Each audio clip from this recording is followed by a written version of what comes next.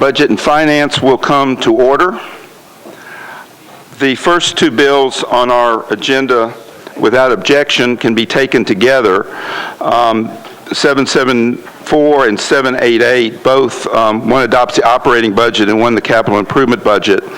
774 adopts the operating budget for metropolitan government for the fiscal year 2014-15, $1,891,647,000. The motion there would need to be to approve and then re-refer to this committee.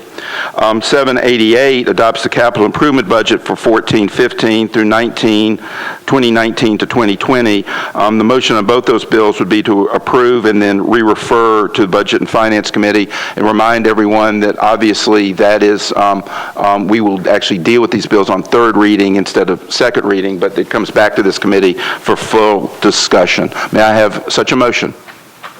Moved and second. Any discussion?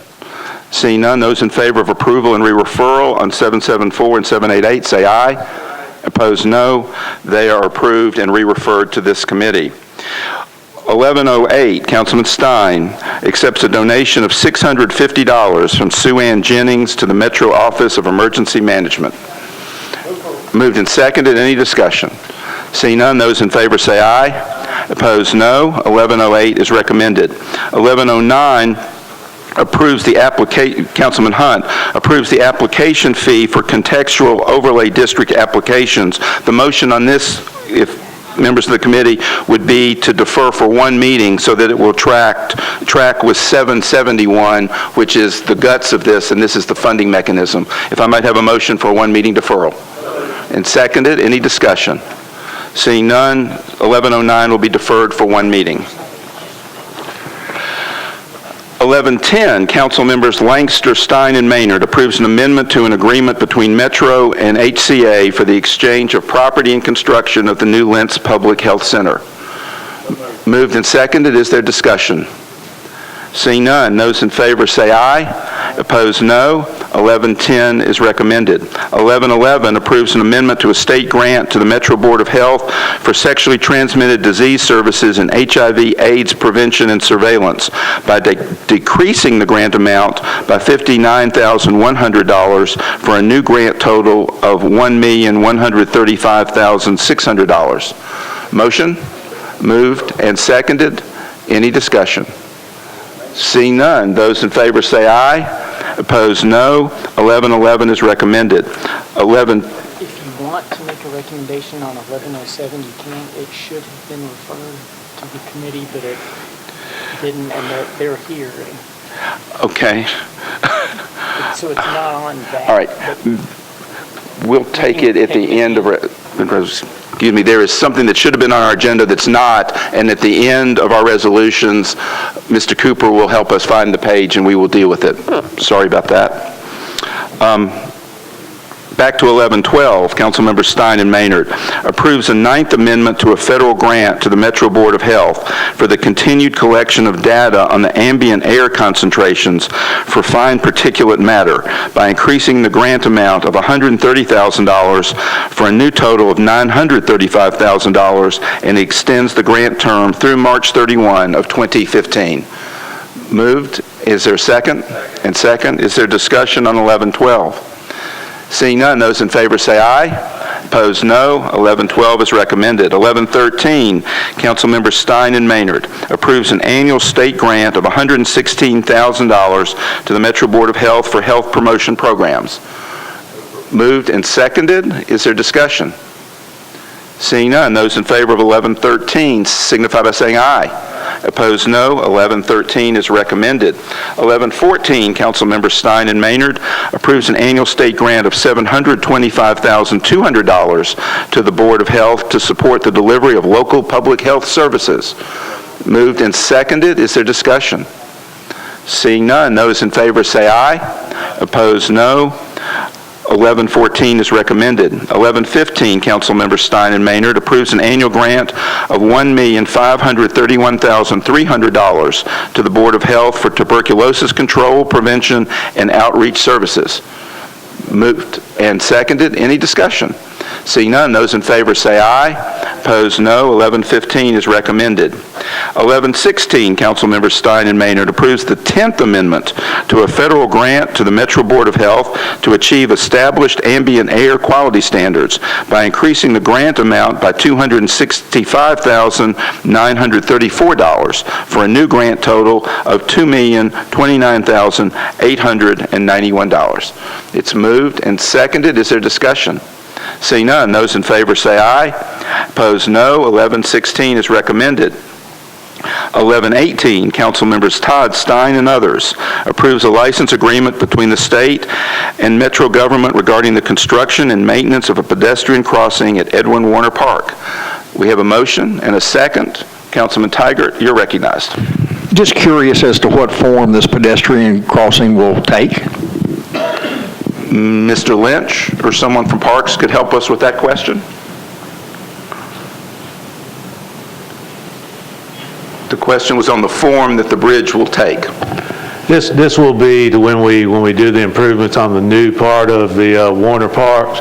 We were going to do 2 tunnels, and we'll do 1 tunnel underneath the CSX Railway, but we'll have a crossing at Old Hickory Boulevard and Highway 100.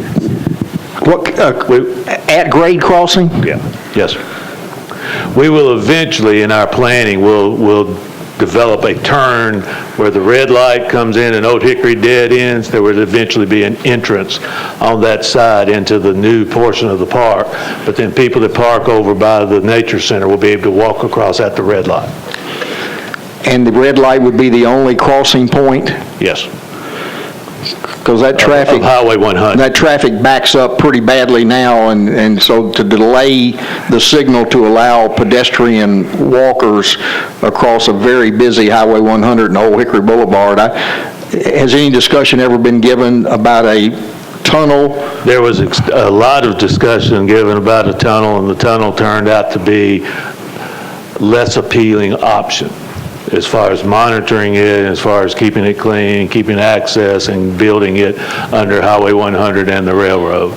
And less appealing option by whose decision? From the people in the parks, the people at Warner Park, that it just seemed to be more expensive, and it seemed to be not as easy and controllable as having a turn in off of, you'll have road access as well, but for those people that want to park over by the Nature Center to get over there, it would be at the red light.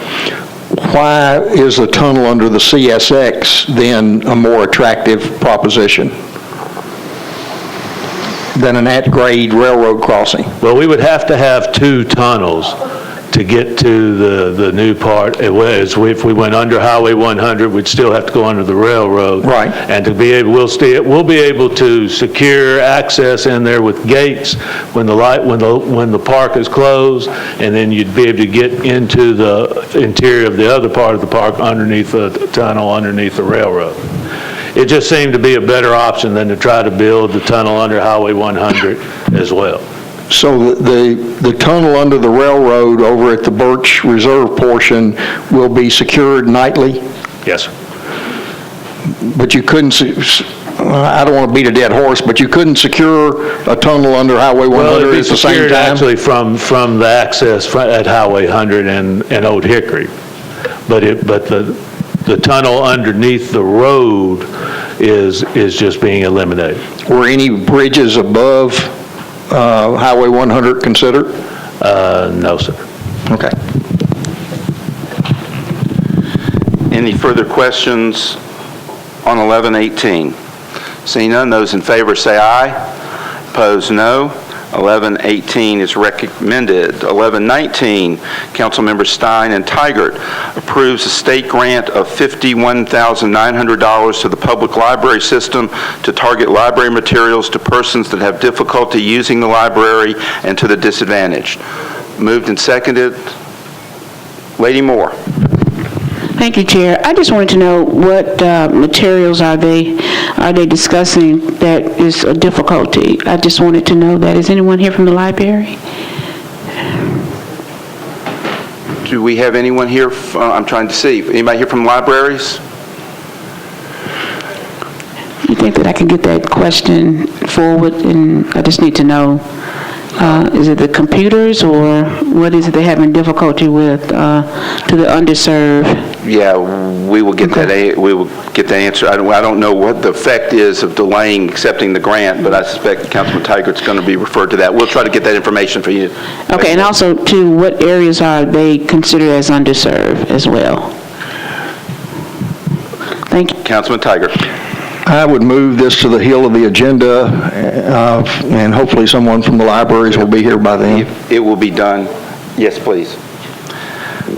We will come back to 1119. 1120, Council Members Stein and Tigert approves the 7th Amendment to a grant from Vanderbilt University to the Board of Parks and Recreation to collaborate on the Growing Right Onto Wellness program by increasing the grant amount for year 5 by $158,826 for a new grant total of $802,189.67. Moved and seconded. Any discussion?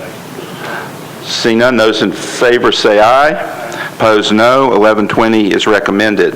1121, Councilman Stein approves an annual state grant of $154,600 to the Davidson County Sheriff's Office for litter and trash pickup along roads and highways and for litter prevention education. Moved and seconded. Any discussions? Councilman Claiborne. Is this money for programs yet to be developed, or is there something already in place? The continued funding of the same program that the Sheriff's Office has done for a number of years. Okay, it's a continuation? Yes. Okay. Any other discussion? Seeing none, those in favor of 1121 say aye. Opposed, no. 1121 is recommended. 1122 approves an application for a bulletproof vest partnership grant of $53,697.50 from the U.S. Department of Justice to Metro. Moved and seconded. Any discussion? Seeing none, those in favor of 1122 say aye. Opposed, no. 1122 is recommended. 1123, Councilman Stein authorizes the Department of Law to settle the personal injury claim of Brandy Brown against Metro for the amount of $15,000. I first need a motion. Moved and seconded. There is a proposed amendment. Mr. Safley or Mr. Cooper, someone want to tell us about the... This claim was purportedly settled by the council a couple months ago for $13,400.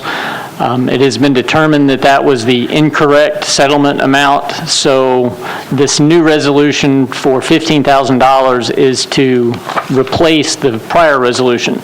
So the amendment just clarifies that that previous settlement is null and void, and this new one is the only settlement. Thank you. Motion on the amendment is second. Any other discussion on the amendment? Seeing none, those in favor of the amendment say aye. Opposed, no. The amendment's adopted on the bill as amended. Is there any further discussion? Seeing none, those in favor say aye. Opposed, no. 1123 as amended is recommended. 1124, Councilman Stein authorizes Department of Law to compromise and settle Metro's subrogation claim for in-line of duty injury benefits of $19,500 paid by Metro on behalf of Viva L. Farlow. I have a motion and a second. Councilman Tiger, you're recognized.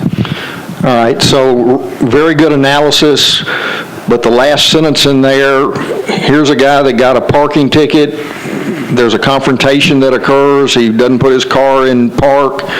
There's injuries involved, and this settlement will result in both Metro and our employee recovering approximately 1/2 of total damages.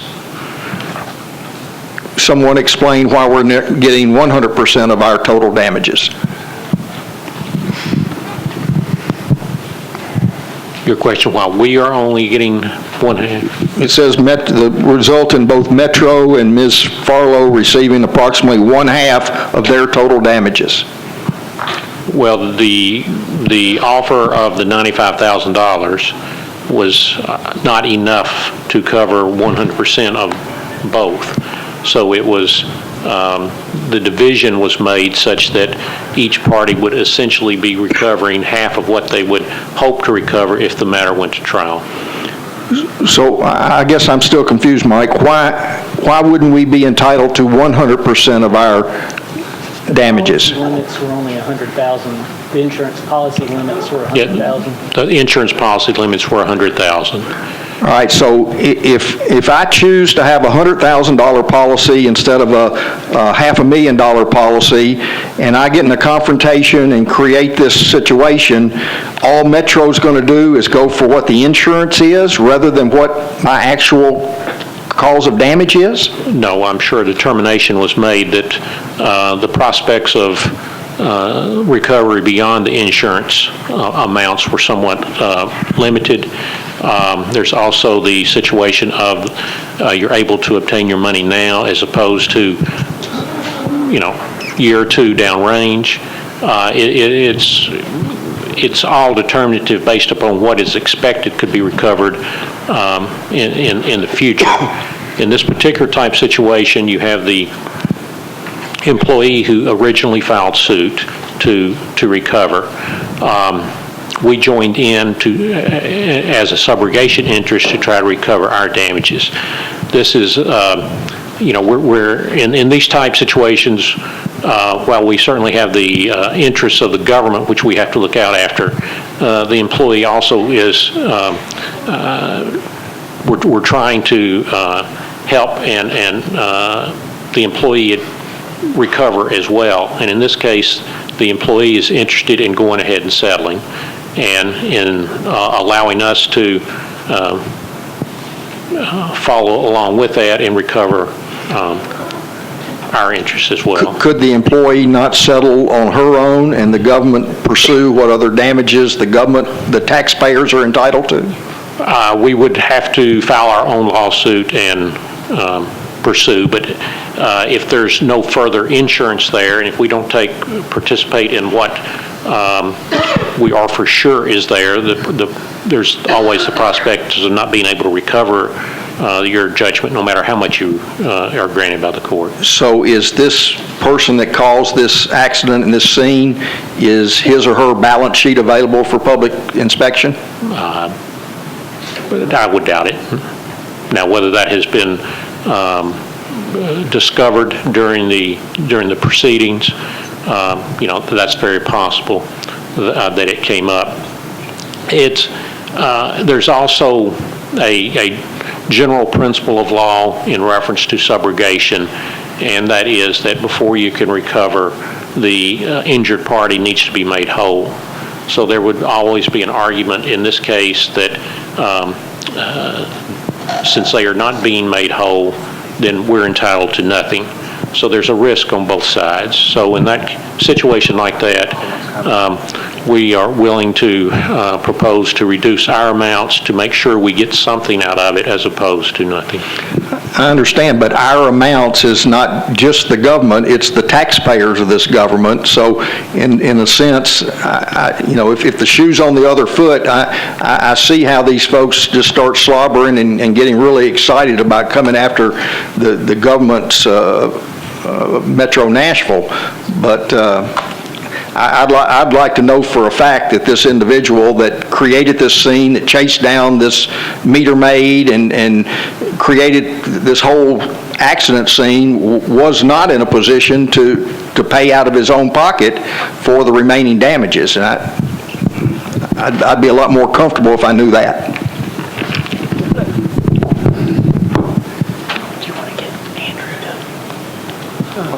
Andrew McClanahan, the attorney that handled the case, is here. Do you want him to speak? Yes, Andrew McClanahan. Mr. McClanahan?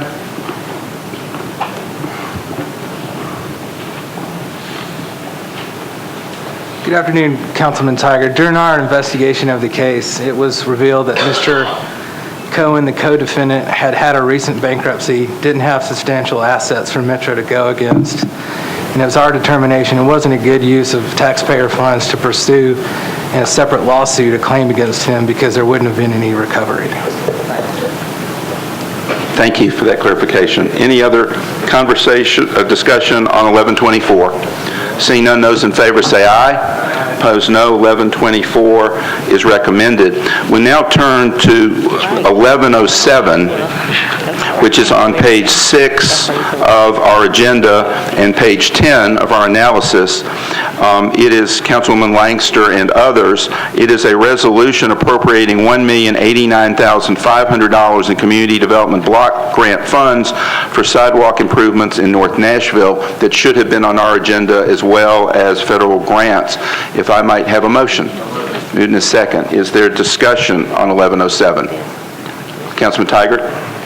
Just make sure that we have a list of where the locations are for these.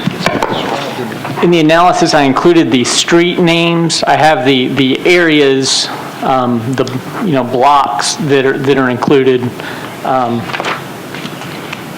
Well, street name should suffice. Yes, yeah.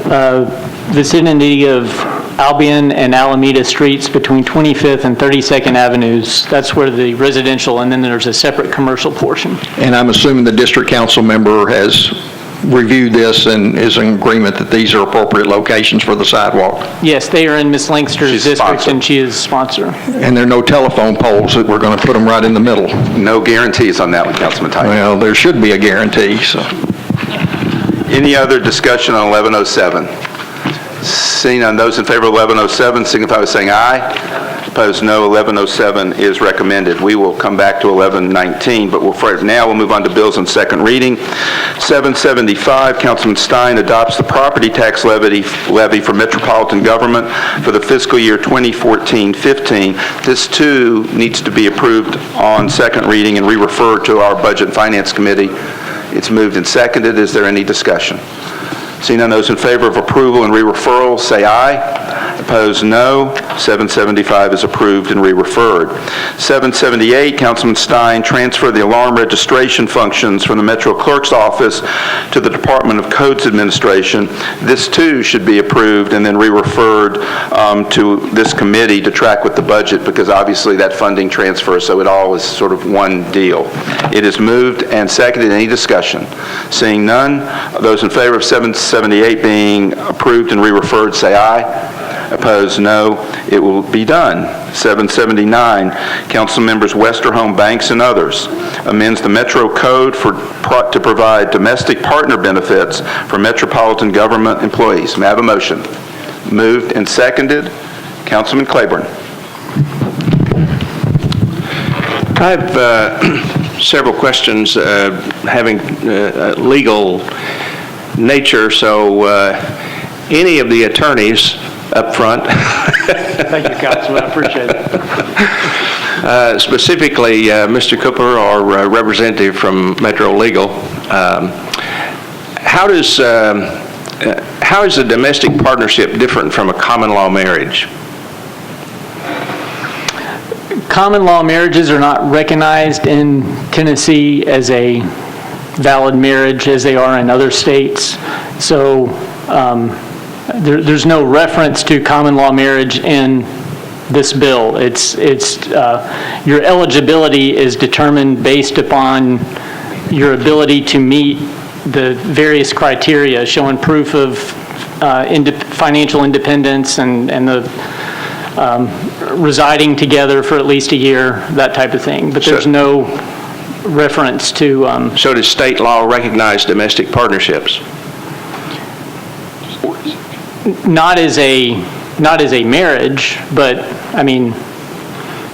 Does state law, is there anything in state law that recognizes a domestic partnership? Not that I'm aware of. I mean, you mean from a legal standpoint? Yes. Not that I'm aware of. Is there a legal definition for domestic partnership? There is pursuant to this ordinance, yes. But The ordinance in this ordinance establishes there one. is, right. But is there a legal definition for domestic partnership, an overarching? No, that's why it's defined in the ordinance. There's not outside this. Okay, so how can we establish a legal arrangement that's not recognized by the state law, nor for which there is no legal definition? Metro can provide whatever benefits to employees and their dependents. I mean, the council has the authority to make that determination without relying on state law. That authority is given by the charter. Okay. And so does a domestic partnership then require cohabitation Yes. for a minimum of 1 year? Yes, sir. And if, is a domestic partnership limited to a homosexual couple, or could a man and a No. woman No, claim a sex does not domestic play- partnership? Sex does not play a role in this ordinance at all. It's, Okay, so we could have a Metro employee who is heterosexual claim a domestic partnership Correct. with another heterosexual of the opposite sex. yes, sir. What would happen if a bisexual person claimed a domestic partnership with a male partner and with a female partner? You could only have one domestic partner Why could you not have two? because the ordinance will not allow you to have two. Well, would our non-discrimination ordinance that we passed a couple of years ago provide a basis for a person like that to bring charge against the government for discrimination? That ordinance applies to employment decisions, employing, hiring, firing, promotion. It would not impact an ordinance dealing with benefits.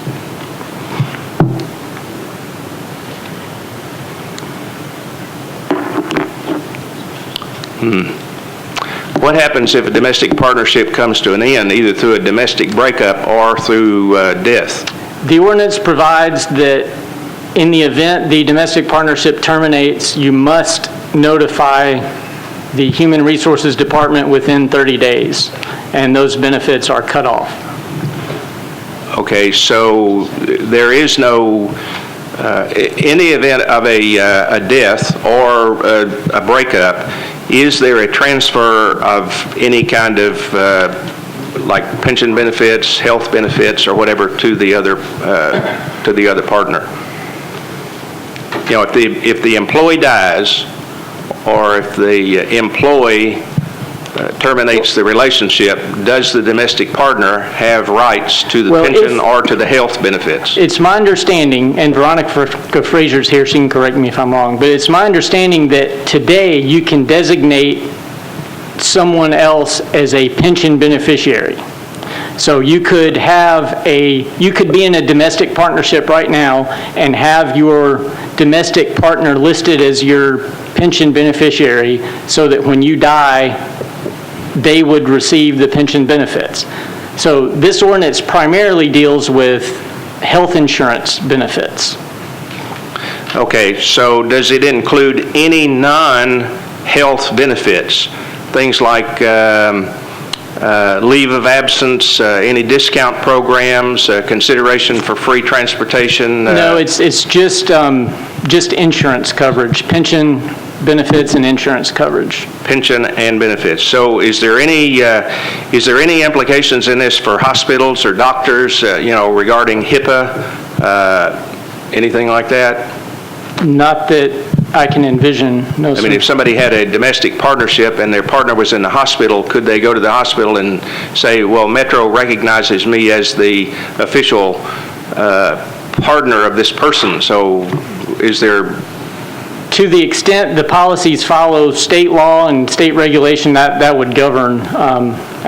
This does not create anything from a legal standpoint outside of Metro and its benefit system. So this could not be relied on for another purpose that's outside the Metro benefit system. Okay, so in our Metro language, when it talks about benefits language, is it specific to spouses and dependents? Currently now, yes, it is. This ordinance would also include domestic partners. Okay, so right now, all benefits are guaranteed to either spouses or to dependents. Is that correct? Currently? Yes, all of your health insurance benefits, that's correct. Okay, so if we change this, then we're expanding who gets the benefits. Yes, sir. Okay, so what is the the projected annual cost of this? The consultants the actuaries that reviewed the policy when the Study and Formulating Committee was considering it, estimate, depending on the number that participate, but they estimated between $450,000 and $900,000 annually. Okay, so what demographic was that projection based on? That was based upon participation rates in other cities. As far as homosexuals or homosexuals and heterosexuals? Both? Knoxville recently implemented it, so they had a benchmark to go by there based on number of employees or percentage of employees, and then a number of other cities recently, within the past several years, have done so. Indianapolis, so they had some other information or other cities to look at, but until you get through the first year and see what the actual participation rate is, we don't know for sure what the cost will be.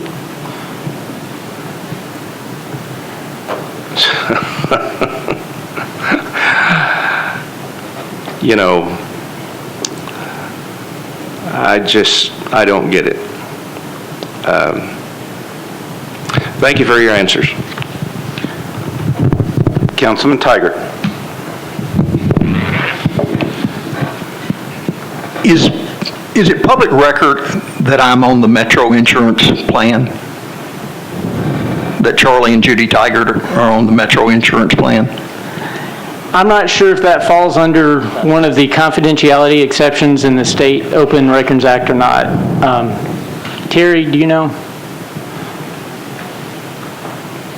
It's probably something we'd have to look at. I'm not sure. I know that the number of council members that participate... It's been reported in the paper, and there were names of council members. Right, so then, well, if they identified by name, then there wouldn't be an exception.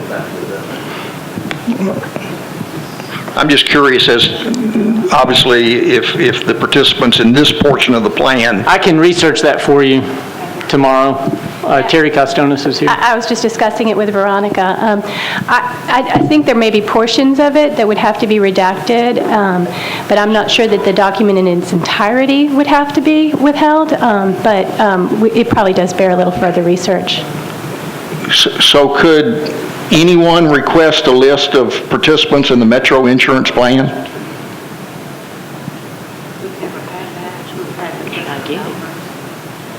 The people who are enrolled, we think the people who are enrolled would be public record, we think. So domestic partner benefits, if they're enrolled, it would be public record? The names of the people who are... The names are, okay, I was curious. I guess I do have a question from a different angle for Metro HR.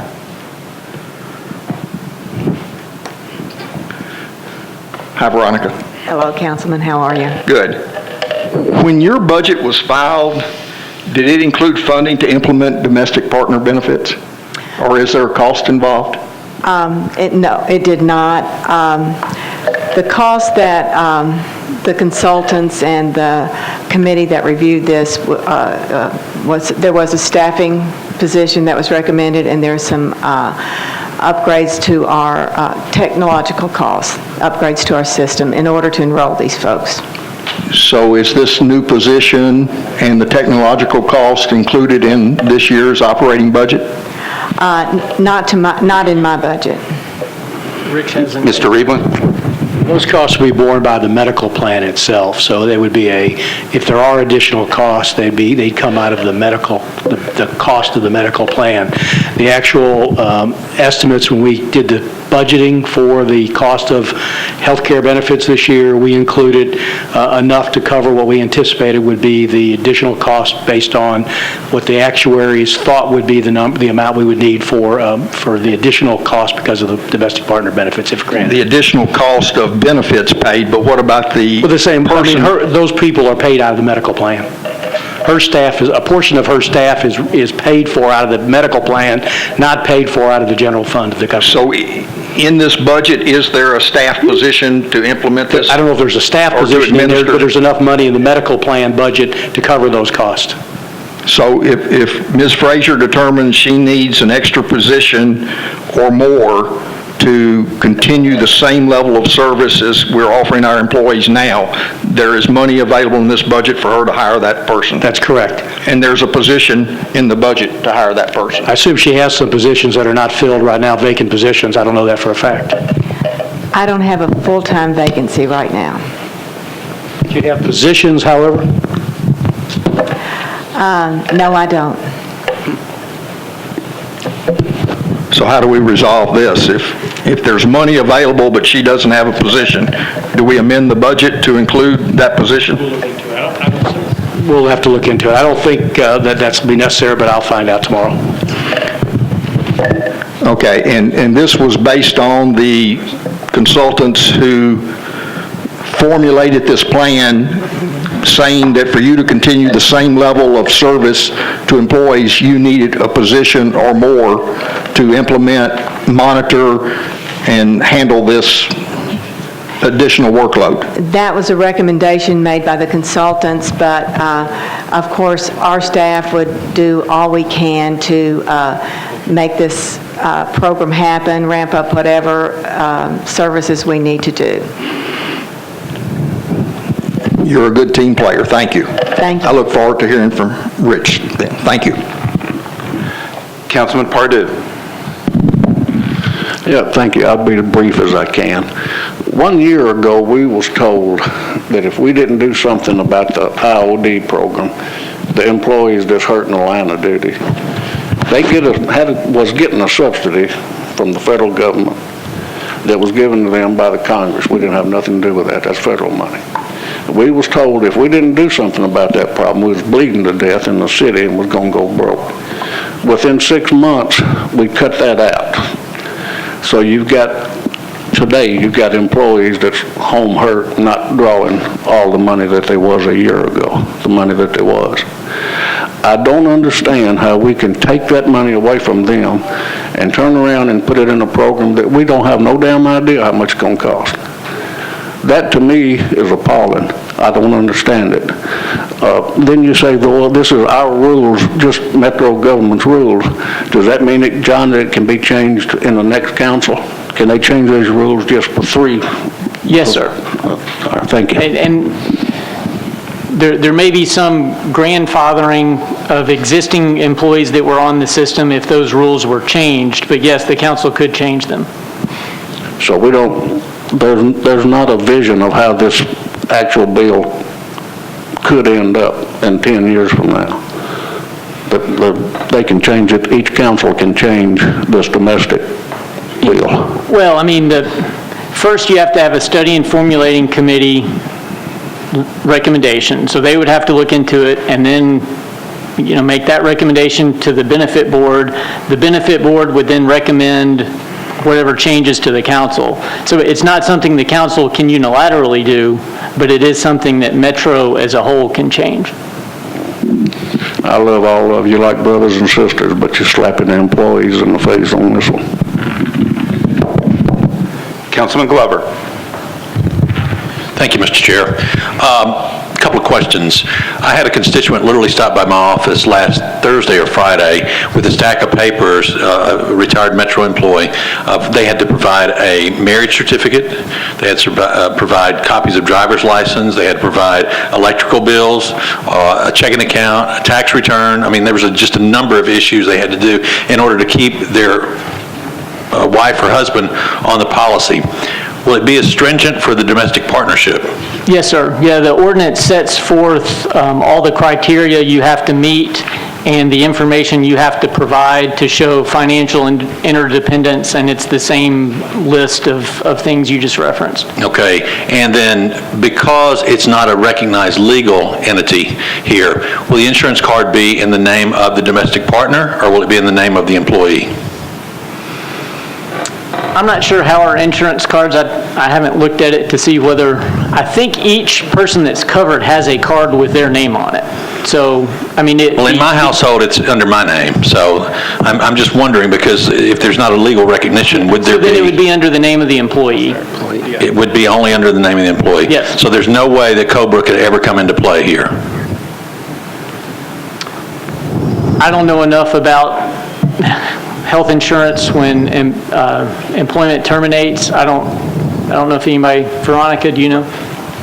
We would provide, COBRA would be provided if that situation should arise. Okay, thank you, Mr. Chair. That's what I thought. Councilman Scott Davis.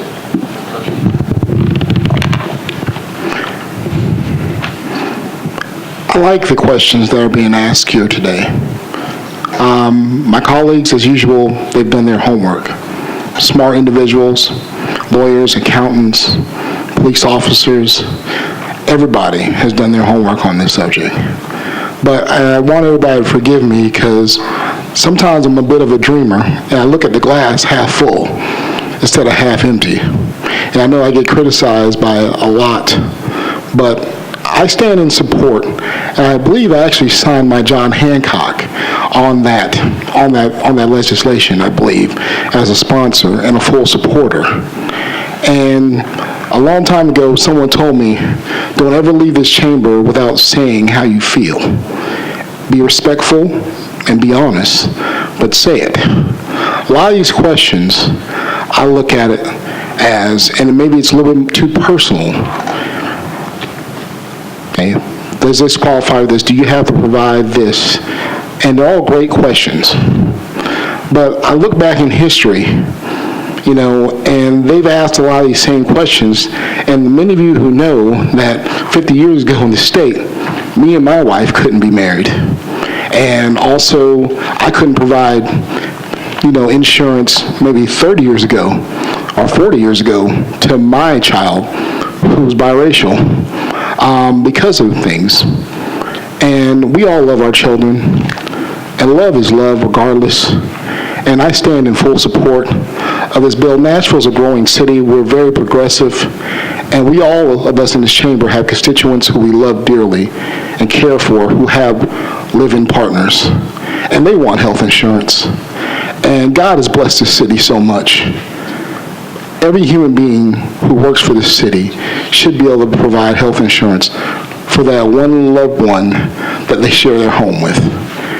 And I stand in full support, and I encourage my colleagues to keep asking these great questions because they educate me. Mr. Glover teaches me a lot every time I hear him speak about education and other issues, and so does Mr. Tigert, Mr. Pardue, and Phil Claiborne. That's why I know why his constituents love him so much in my mom's neighborhood. He's a great councilman.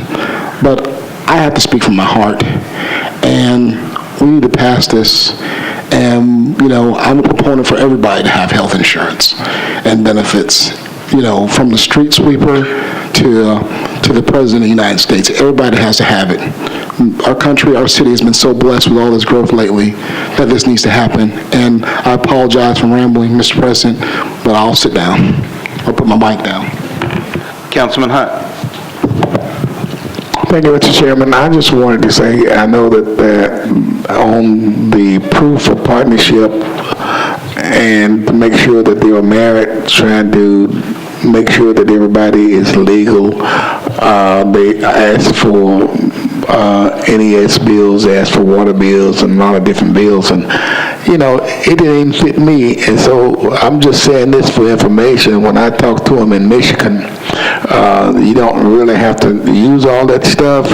All you need is a copy of your W-2 forms where you got both names on it, and you don't need anything else. You do here. But you do here. Right, under this ordinance, it would be more stringent than that because you would have to provide all of that information. A W-2 alone would not be sufficient. I'm talking about the heterosexual part. Okay. Councilman Pridemore. Thank you, Mr. Chair. With all due respects to colleagues' comments, one thing we need to remember here is we are the stewards of the taxpayers' money. If I was king and I had the king's purse, I would gladly give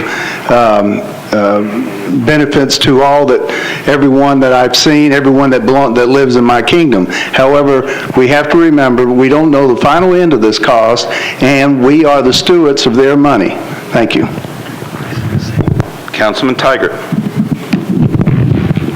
since the Study and Formulating Committee was mentioned, do we have any other ideas of topics that they're reviewing at this stage? Mr. Rebling? They're looking at a number of items. They had a meeting on Friday. They were presented with a number of items on the health and pension side that they're getting some preliminary data on. I would expect a full report from them by the end of the calendar year. Could we have a bullet point just of some of these topics that they're discussing? Sure. Thank you. Councilman Claiborne. A follow-up question to Councilman Glover's question to Ms. Frazier. If you would come back up. What, in the case where somebody is trying to give you proof of a spouse or a dependent, what do they have to provide you? What kinds of documentation to satisfy your needs? Well, I think it's listed, in the legislation, it's listed that they have to provide 3 of the following, and I'm just going to read them. Okay, so is that the current policy? What's in That's what's in the this? legislation, yes. So any 3 of those things? Any 3 of those things. So that, when Councilman Glover was talking about all the different things that his constituent was trying to get together, he really only had to have 3 of the things listed on this list? I think he's asking about the current policy, not the Yes. domestic partners. And what we do, Councilman, is HR runs a periodic audit of all employees to verify, it's a dependent verification analysis to make sure that everybody is entitled to the benefits that they have gotten for either spouse or children, dependent children, things of that nature. And so in the case of that, they have to provide certain evidence to indicate that they're married or they're not married, or that they have the children out of a certain age, things of that nature.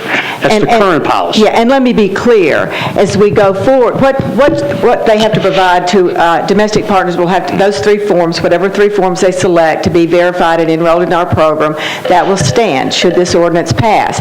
Now, as we go forward, they will not be required to provide less than, everybody will be required the same as we determine verification that they are properly enrolled. So in passing this, we're actually watering down what the current policy is. Is that correct?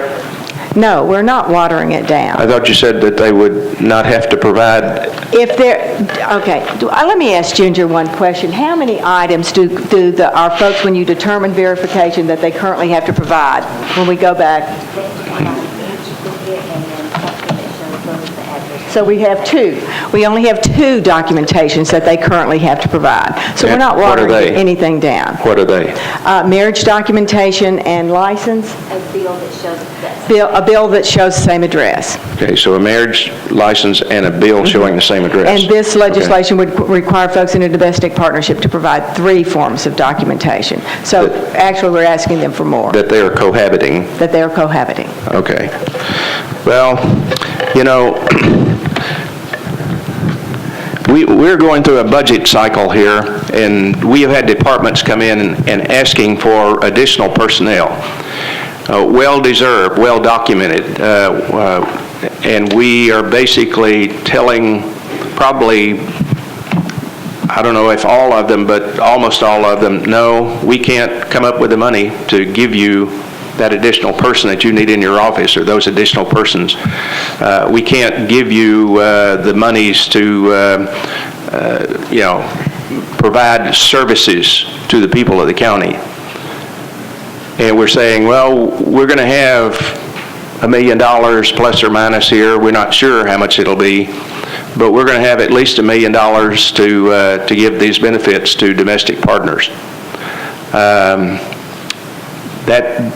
That is not good business sense. That is not working. That is not us working for the employees of this government. That is not us working for the taxpayers of the city, who the councilman across the aisle just indicated that, we're the custodians of the money that they provide to operate this government.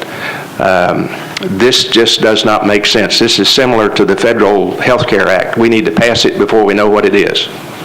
I will not be supporting this. Councilwoman Allen.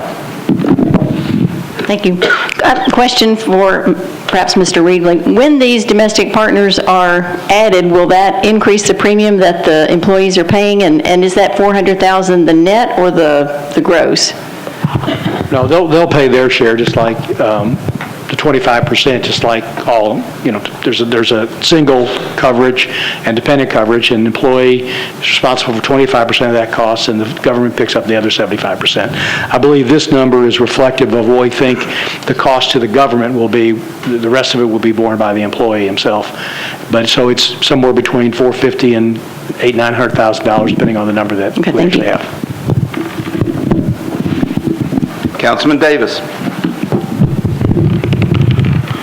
Mr. Reebling. Can you hear me, sir? Yes, sir. This may seem like a weird question. I've gotten many of, I would consider that over the years, Councilman, so. I understand that we have to be good stewards to the Metro employees and to the taxpayers. As far as you know, do people in domestic partnership benefits pay taxes in this city? I would, if they're working, if they or their partners are working for the government, yeah, they're paying some taxes, some kind, yes. Okay. Also, even though we don't know the names of anybody or will not disclose that, we are making right now, I'm sure we have employees that are working for Metro who are currently on the insurance, who may or could be in a domestic partner situation. I would think so, yes, sir. Okay. Now, even though I'm married to I'm in a heterosexual marriage, and I'm a Metro employee technically because I'm on this council. However, though, a gentleman or a young lady who works at Public Works or any department who may have the same health benefit as I do, but they can't provide that for their partner under the current plan right now, right? That is correct, Councilman. But when you look at that whatever the ledger is for the expenses, you can see where I have insurance from me and my spouse, but that person who may have insurance on themselves, you just probably see that single policy or if they have children. And I'm going somewhere here. So just give me a second to get back into the ballpark a little bit. Now, are we being a good steward to that Public Works person or that person working for the water department or parks that can't provide, this is my feeling, this is my words, not your words, for their spouse? Now, and this may be a question for Ms. Frazier, but if every Metro employee who has our insurance or chooses our insurance were to be in a heterosexual relationship, right now, they can all have partners for their marriages. Have insurance for their spouse right now. And it would increase the profits, it would increase the premiums and be an extra expense, but we would bear that expense now, right? Yes, sir. Yes, sir. So my question is, if they were married to an opposite sex partner, and we would gladly bear that expense, why can't we bear that expense now when they're in a loving relationship? And you don't have to answer that. That is my words. Well, I think from a standpoint, the basis for this is that more cities, more counties are moving in this direction, more private sector employees are moving in this direction of including partner benefits, and I think that for the city to remain competitive in attracting employees long term, that this is a step in that direction. And this is I appreciate everyone's opinion, and they're all good opinions, but I think our thoughts is that this is a step in the right direction for us at this time, and we can afford it. All due respect to all my colleagues and everybody, if you tell us we have to be good stewards to the taxpayers here and the Metro employees, well, aren't the people in domestic partnerships and Metro employees, aren't they citizens who pay taxes? several years ago, hey, we wouldn't put sidewalks over there in North Nashville because, those folks are a little bit different than us. But now we do. Now we're fair. Now we're honest, and we look at these situations. So we need to be good stewards. I agree. But we have to be good stewards to all our taxpayers and all our employees. And that's just my point here. And I just thank everybody for listening. And, sorry about the rambling, but this is too important. Members of the committee, I think we are ready to vote. We'll do a show of hands because obviously there are at least votes on different sides. Those in favor of recommending 779, please raise your hand. 5. Chair votes aye. Those opposed?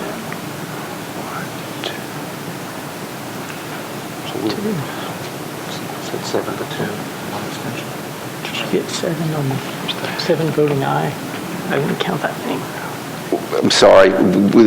Raise your hands high. We just couldn't see. I'm sorry. We're going back to the beginning. Those in favor of 779, please raise your hand. Keep them up. And keep your hands up. 1, 2, 3, 4, 5, 6. 6. Okay. Those opposed? 2. Okay. So that would be 6 to 2, and how many not voting? 1 not voting. And 1 not voting. It's recommended 6-4, 2 against, and 1 not voting. We move now to 783. Council members Anthony Davis Stein and others authorizes acquisition of property located at 864 Idlewild Drive for Metro Water Services project with estimated acquisition cost of $40,400. I have a motion? Moved and seconded. Councilman Tygart. First question is, what is an equalization facility? I had that same question from Metro Water here. Do we have someone from Metro Water?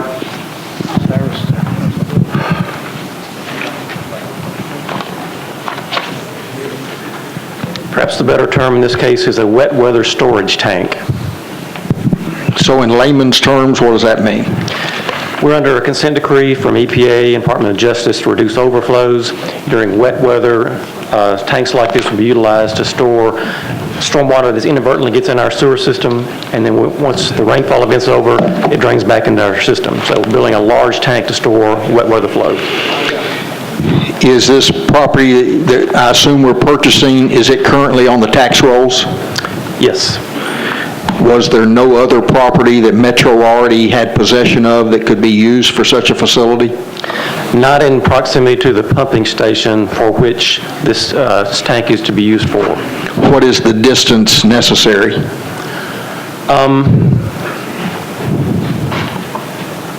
Well, the closer it is to the pumping station, the less expensive it is for piping, conveyance, and drainage back.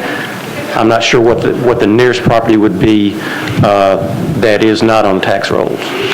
What does this facility look like? You say it's a tank. How tall? Oh, they're about 40 feet tall. A tank of this size would be about 150 feet in diameter. 150 feet diameter, 40 feet tall. What are the nearest properties to this facility? It's a residential area, although the site in question is currently used, I think, for agricultural purposes. So how close to existing houses? I don't know the exact figure for that. Have the residents been notified that this 40-foot tall structure is going in next to them? No. Why not? We typically don't start the communication process until we've been authorized to acquire the property. Wait, now, we got the cart before the horse here. We're spending taxpayer money, but we're not telling anybody we're spending it until we own it, and then it's the point of no return. So what input do citizens have if they have a problem with this facility or would have questions about it? Well, we did go through a public participation process for this overall plan to reduce overflows. It's not a topic that people draw a lot of interest in. Sure, until a 40-foot structure goes next to their house. Until it impacts you, yes, sir. Is there any urgency that this be acquired today? No. Mr. Chair, I would move to defer for 2 months so that the public input process could begin on this facility. 4 meetings? That Metro Water Services. No, I understand the fraud. And the district council members schedule a meeting with folks in the Gibson Creek, 864 Idlewild Drive vicinity to understand what's going on. Yeah, I just wanted to know how long you wanted the deferral for. 4 meetings? 4 meetings. Okay, that was all I was asking. We have a Okay. motion to defer for 4 meetings. Is there a second? Second. Discussion on the motion to defer. Councilman Garrett. Mr. Chairman, we're going to get down to 785 and shortly, and that has similar situations that's in Councilman Mitchell's district and Councilman Hunt, Baker's district back there, and so just kind of be prepared for the same situation. It seems that... What would you like me to do differently in anticipation of that motion? I mean, I know you're going to make it. That's fine. I've told, the administration has told me that, and I was going to offer to approve this particular one, but they've told us that they would, we defer it at least a week, but possibly 30 days or more, because, and the same answer was given to me just not too long ago, that they have to buy the property before they can go forward with certain processes, and it doesn't make a lot of sense. So we're going to get there, and you can say all this again on the bill and do it. I just don't know how long we want to defer it, and well, maybe between now and then you can talk to them and decide how long you want to defer that one for. Councilman Davis, on the motion to defer. Yeah, I'll just say I'm glad to have a community meeting on this. I think Idlewild's probably a decent street for it. We had a lot of flood buyout stuff there, but I'm glad to get with the community and make sure. Okay. So back on the motion to defer for 4 meetings on 783. Any other discussion? Councilman Garrett. Was this going to bother? You told me that 30 days might be trouble on the one I'm talking about. Is 4 weeks going to be 4 meetings, right? 4 meetings. That's 2 months. Is that going to hurt this? It's not a problem in this case. Okay, thank you. All those in favor of deferral of 783 for 4 meetings signify by saying aye. Opposed, no. 783 is deferred. 784, Council Members Langster, Holloman, and others, authorizes Metro Water to negotiate and accept permanent and temporary easements for I-40, I-440 sewer relocation project for property located on 37th Avenue North and 36th Avenue North with estimated acquisition cost of $10,000. May I have a motion? And seconded. Any discussion? Those in favor of 784 say aye. Opposed, no. 784 is recommended. 785, Council Members Baker, Stein, and others, authorizes acquisition of property located at Cabot Drive, unnumbered, for construction of the Davidson Branch Equalization Facility with estimated acquisition cost of $125,000. I need a motion for discussion purposes. And moved and seconded. Council Member Baker, you're recognized. Thank you, Madam Chair, Sir Chair. I would like to have this deferred 30 days. One reason, I think most all this property is in Councilman Mitchell's district, and I'd like to have, hadn't anybody contacted me on this, and seems like everybody's contacted Bo Mitchell, and I would just like to find out for sure whose district this property is in. I think most all of it's in his. So your motion is to defer for 2 meetings? Not yet. Okay, so we're going to wait a couple minutes before we defer it for 2 meetings. Councilman Garrett, you're recognized. The suspense is killing us. Mr. Chairman, I was going to ask that the sponsors, after talking to Metro Water and the administration, we were going to talk, and I'd like to get the chairman, I think I saw Chairman Dominy here earlier and Chairman Hunt, to do the same thing. There's not a problem with approving this, but they're going to go back to the FDIC, who I believe is involved with buying this piece of property, and they have promised or given us our word that we would defer it 1 meeting at the request of the administration, and possibly the 30 days if there's not any problem with the FDIC. And may I get that confirmed, Mr. Chairman, from the gentleman at the podium? You can. Confirmed. Would you like to introduce yourself to? Ron Taylor. I'm the program manager for Clean Water Nashville, which is the capital program for our consent decree. So Councilman Garrett, your motion is going to be... I was just going to ask the chairman or ask the sponsor if he would just go ahead and move its approval, and tomorrow night, with the administration's approval, we'll either defer it for one meeting or 30 days, whatever FDIC recommends. Well, we already have a motion to approve on the table. We have a motion to approve on the table, so that's already in place, and we would need another motion if we were going to defer it. We don't have a motion to defer. Councilman Tiger, you're on something with regard to this. Yeah, Mr. Taylor, I know Metro owns property in the very near vicinity of this property, because there's greenways easements, there's Metro Park land that was donated from Walmart and Lowe's. There is the old Brookmead School across the street from this. That property that is not on the tax rolls, have those sites been thoroughly explored that are literally within a couple of 100 feet of this property? It is adjacent to the Brookmead Greenway, and we certainly look at that site. That site is not large enough for this size tank. And we also have to put a replacement pumping station in on this particular project. What about the field down below Walmart and Lowe's that is larger than a soccer field, that is inaccessible to the public and is completely screened, that Metro Parks, I believe, accepted as a donation years ago? Yeah, that site is mainly linear, it's not real wide, and the site that we're acquiring is adjacent to that site. Councilman, I know where you're going with this, but it seems to me that since we're probably heading for a deferral tomorrow, that we might go through each of these sites individually with them, because we all don't have much to offer. I'm still trying to figure out if it's smart to defer for 4 meetings on the one above, and this one has similar type issues, and the public process has not even begun. You can make whatever motion My motion is for a 4-meeting deferral. Okay, we have a motion before us for a 4-meeting deferral.